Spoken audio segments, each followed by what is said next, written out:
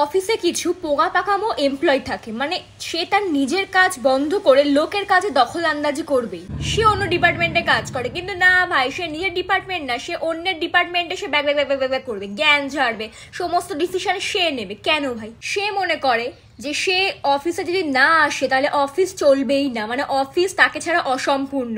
এরাই হচ্ছে সবচেয়ে বড় জ্ঞানদাতা। এরাই তোমাকে এসে বলে তুই এইভাবে কর, তুই ওইভাবে কর। না, আমি করবো না, যতক্ষণ না আমার ম্যানেজার না বলবে ততক্ষণ আমি করব না।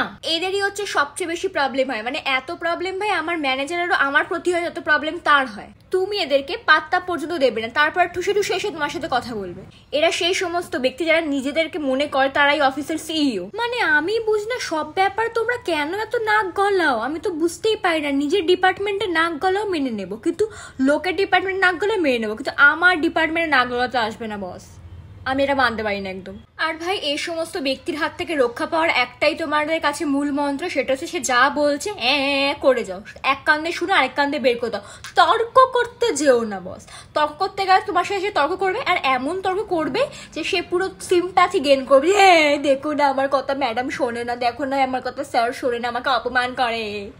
হ্যাঁ, এরকম বলে কিন্তু তোমাকে ফাঁসিয়ে দেবে। আমি বলছি, মন দিয়ে শুনে নাও, আমার এক্সপিরিয়েন্স আছে, আমি সেই জন্য তোমাদেরকে বলতে পারলাম। মাথায় ঢুকিয়ে নিও, ভাল লাগে না।